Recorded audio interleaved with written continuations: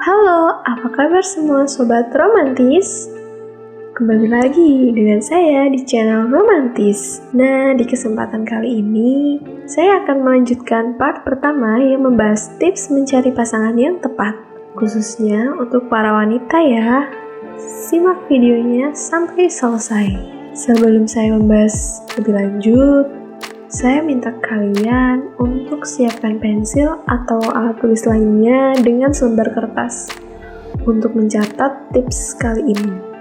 Ini sangat menarik buat kamu yang udah mau serius ke jenjang pernikahan. Oke, langsung aja. Yang pertama, jangan pernah menyimpulkan seseorang baik dalam waktu singkat. Baik itu adalah kesimpulan. Kalau dia setia, menghormati wanita, rajin, bertanggung jawab, dan sebagainya, dia benar-benar baik. Ini juga harus diuji sedemikian rupa hingga kamu yakin kalau memang dia memiliki sifat positif tersebut. Saya nggak setuju kalau ada yang jawab pertanyaan seperti, kenapa kamu suka sama dia? Karena dia baik. Baiknya atas dasar apa dulu? Kalau kamu bilang dia baik karena dia kasih kamu uang, tapi dia selingkuh, apa masih dibilang baik?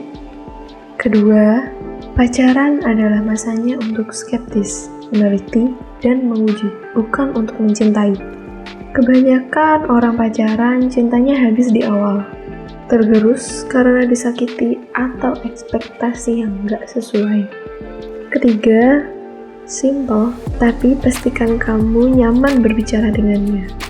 Kalau dirasa ngomong gak nyambung, suka bingung sendiri, gak nyaman kalau mau cerita ke dia, lebih baik urungkan niatmu untuk bersamanya. Kenapa? Karena nanti saat kamu tua, saat libido sudah tidak ada, tenaga juga sudah berkurang, yang bisa dilakukan kamu sama pasangan adalah berbicara. Kalau dari sekarang bicara aja rasanya gak nyaman dan gak nyambung, gimana nanti pas tua? Keempat, benar-benar selidiki latar belakang keluarganya. Pelajari sifat orang tua, saudara-saudaranya, bahkan keluarga besarnya juga. Gak jarang penyebab perceraian adalah dari pihak ketiga kayak gini. Entah mertua lah, keluarga yang rese lah. Pastikan calon suamimu dapat bersikap objektif terhadap kamu dan keluarganya. Biar kalau kamu ada masalah, dia ada di posisi netral dan bisa membelamu ketika kamu nggak salah. Dan kalau kamu nikah sama duda, pastikan anaknya mau menerima kamu. Kelima, telusuri teman-temannya. Orang yang baik akan berkumpul dengan orang-orang yang baik pula. Ini hampir mirip tips saya dulu di part pertamanya. Ya begitulah seseorang. Orang baik mainnya ya sama orang baik. Kalau main dengan orang yang kurang baik, kadang ngerasa risih. Dan di dalam hati kecil sangat menolak banget. Keenam, cari tahu tentang hobinya. Berapa budget yang ia keluarkan untuk hobinya dan bagaimana manajemen uangnya untuk hobinya tersebut. Banyak kasus cowok yang terlalu obsesi sama hobinya sampai terbengkalai semua tanggung jawabnya. Uang pun habis. Ketujuh, lakukan deep talk. Nah, dalam tips kali ini bahaslah poin-poin ini. Pandangan tentang pernikahan, seperti tujuan, gambaran pernikahan ideal, pandangan tentang komitmen, poligami, perceraian, dan perselingkuhan. Terus, rencana dia di masa depan dan langkahnya untuk mencapainya. Atau visi misi. Ini termasuk mau tinggal di mana, mau punya rumah sendiri, atau numpang mertua, gimana langkahnya untuk memberi kebutuhan sandang, pangan, papan untuk kamu, dan lain-lain. Selanjutnya, peran suami istri yang ideal dalam hubungan. Harapannya tuh seperti apa? Apakah ia memiliki pandangan bahwa wanita harus bisa urusan domestik? Siapa yang kerja? Siapa yang urus anak? Siapa yang pegang keuangan? Gali terus pandangannya tentang kesetaraan peran suami istri. Ini penting karena banyak cowok yang gak mau bantuin istrinya urusin pekerjaan rumah tangga. Setelah menikah, tidak hanya istri saja yang mengurus dalam rumah. Sang suami pun harus ikut membantu pekerjaan rumah. Ya, mungkin seperti ikut bantu angkatin jemuran, bantu membersihkan piring kotor, atau berbagai pekerjaan rumah yang ringan. Itu pun sudah membuat istri sangat bahagia. Selanjutnya, anak. Belum apa-apa kok udah bahas anak. Iya, soalnya kamu akan mengalaminya.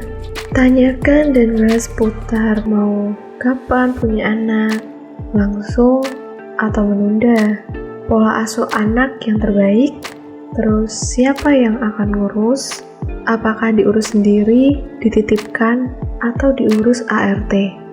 Pandangan soal vaksin dan KB, terus kalau nggak bisa hamil, mau poligami, cerai, atau bodo amat. Selanjutnya, hubungan seksual. Tanyakan pandangan tentang wanita yang tidak perawan dan definisi keperawanan.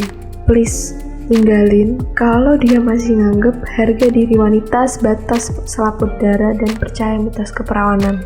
Seberapa penting hubungan seksual dalam hubungan suami istri? Bagaimana jika suatu hari istri tidak bisa melayani suami? Dan adakah kelainan seksual? Ini agak rumit sih nanyanya. Yang penting, calon suamimu tidak merendahkan derajat wanita, hanya sebatas mitos keperawanan. Terakhir, ada finansial. Sistem finansial yang dianut, cara manajemen uang. Sekalian perhatikan apakah dia boros atau malah terlalu pelit.